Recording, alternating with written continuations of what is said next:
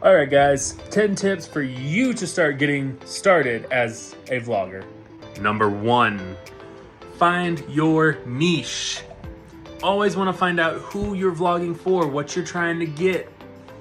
Number 2, be consistent, set a schedule. Don't overpost, but post just enough. 3, choose your device. I use my camera on my phone. It's a lot better quality. Number 4, gear up. Have the proper equipment.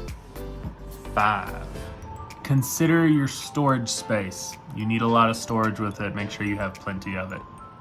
Number 6, filming technique. Get a technique down. You do sideways, vertical, just really depends. Make sure you are good lighting in areas where the sun will hit you. Number 7, mind your background. Don't film strangers. Have a good background, aesthetically pleasing.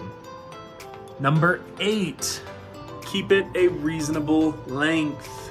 10 to 20 minutes is probably good. Number 9, edit your footage.